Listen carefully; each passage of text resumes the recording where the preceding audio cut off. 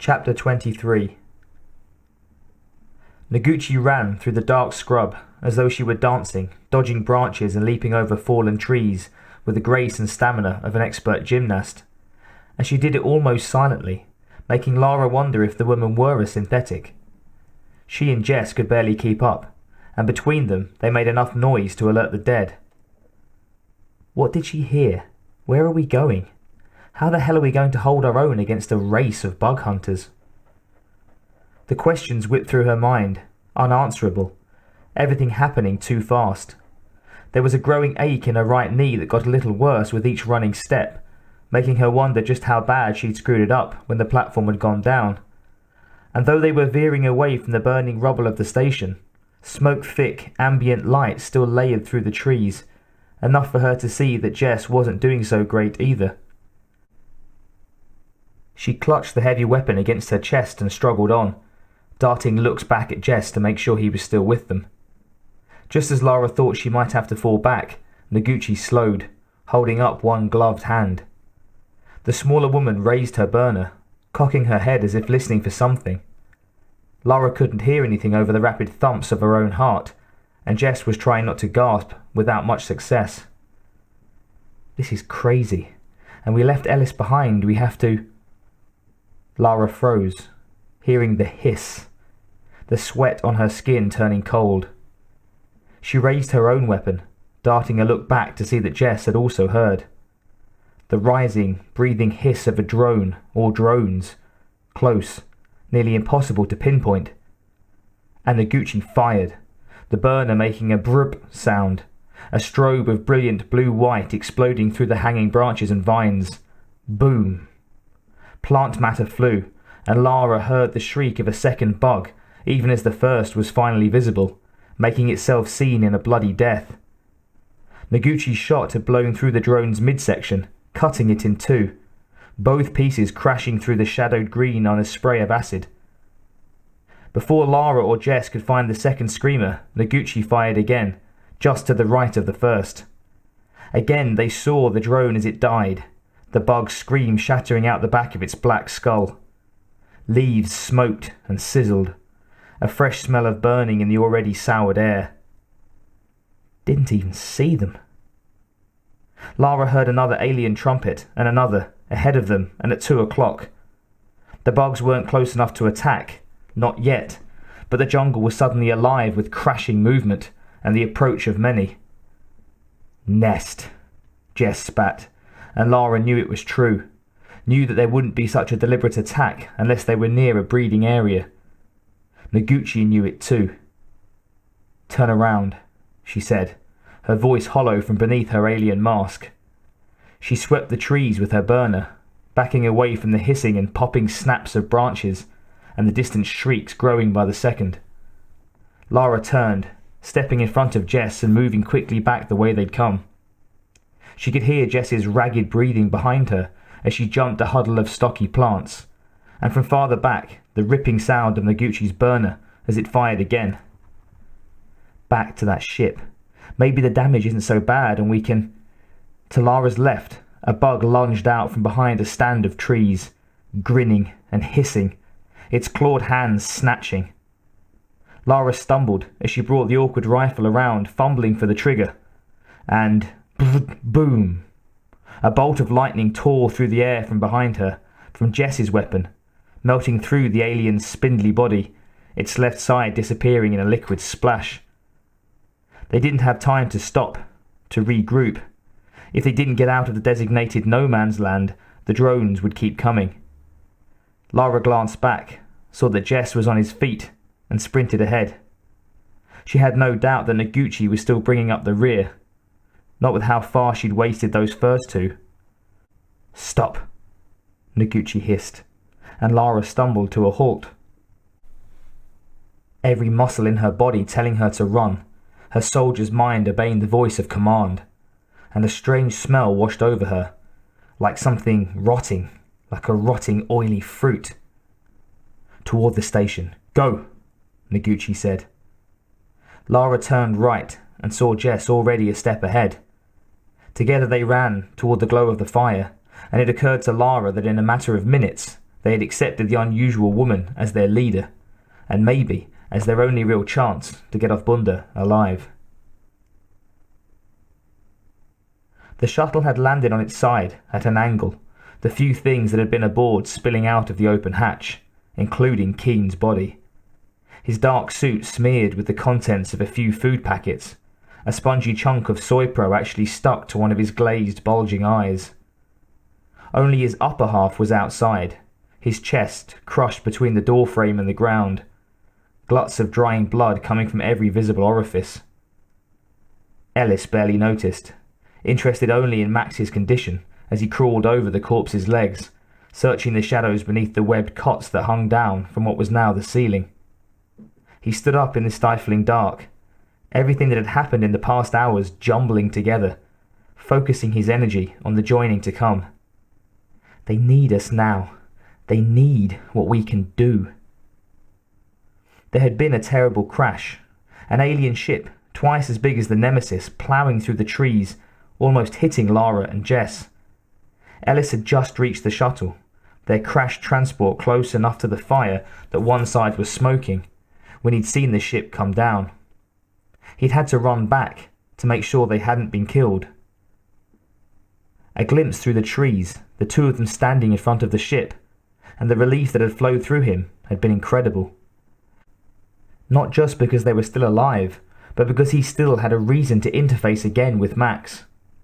As long as they were alive on this dangerous planet, they needed what he and Max had to offer. It's who I am now. I thought I was sick.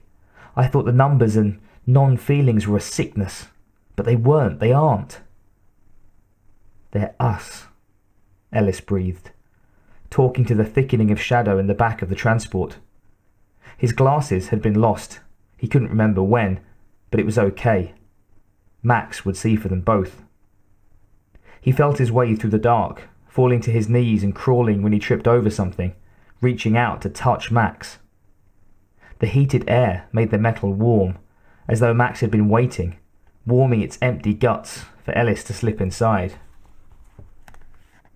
Max was on its left side, its rifle arm pinned beneath its giant torso.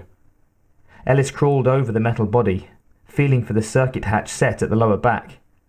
He found it and found the controls that would ready Max, his hands knowing what to do, even without the years of training in hydraulic chem or the company course.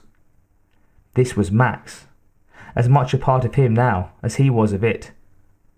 He stroked the chords that would sing it to life, grinning with excitement as he turned on the vocal transmit option. No headsets here. And they'll hear my voice, mine, speaking for us as we lead them to safety. Next, the release on its back panel. With a silent plea, Ellis twisted the lock for the cavity. Yes. It hadn't been jammed. Metal slid against metal, the hatch rising, stopping short of its full length when it hit the back wall. There was just enough room for him to slip inside. Ellis wormed his way into the suit, wishing absently that he'd thought to look over Max's condition when they'd still been drifting in the void. Before they joined on the station, he'd only had a moment to make adjustments, resetting the interface arm at the back of the head, switching off the IV pumps and monitors, doing all he could so that they could work together without a comp-synth implant.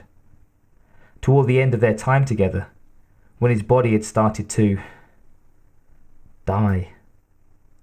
Rebel against Max. He'd had to randomly shut down some of the systems. It had been a blind and desperate act, but it had worked, giving him enough control over Max for them to make it off the station. He knew now, though, that it had been such a struggle, his body failing as it had because he'd worked to dominate the machine. Not again, he said, working his legs into Max's, his feet finding the stirrups set just above the suit's knees.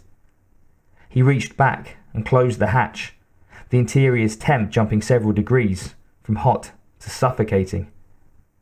Once Max was awake, the cooling system would kick in. Ellis pressed his arms to his sides, finding the touch-sensitive controls with his fingers, breathing deeply. Old sweat, chemicals, burnt wiring, smells that instantly took him back. the disjointed memories rising close to the surface. There was another scent, uglier, and he remembered that he'd vomited near the end. Blood. You threw up blood. But he knew his olfactory senses would pretty much shut down once Max took over. All that was left was to lean back. The interface probe would complete the process when it touched him. Ellis closed his eyes, preparing himself for the initial pain as best he could. He took a deep breath and pushed his head back, a slight smile on his face as he felt the metal tip of the longer spike, as he heard the probe hum into action. And the pain was so sudden, so complete, that for half a second he was Brian Ellis again, a person, his thoughts all his own. And he knew that he'd made a horrible mistake, and that it was too late as his limbs started to convulse, as the prongs worked their way into him, boring the old holes wider, his blood spurting into the hot black of the robotic suit.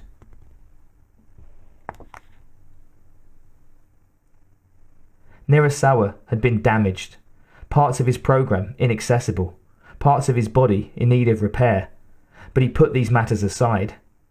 Mr. Briggs had been taken away.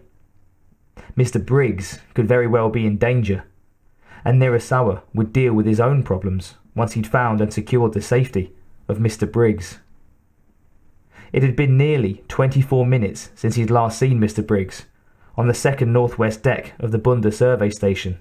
The being that Nirasawa had been working to restrain had not been killed when the station had fallen, and Nirasawa had been detained from his primary function by the being once on the ground. The being, alien organic in nature, had been injured, making it easier for Nirasawa to render it harmless. He'd broken all 4 limbs and thrown its weapon away. The being had died within 7 minutes, although Nirasawa could not be any more specific as to the exact time. He'd already begun a perimeter search for Mr. Briggs, and had passed the dead alien being 7 minutes after he'd initially left it. The being could have ceased living at any period during those minutes.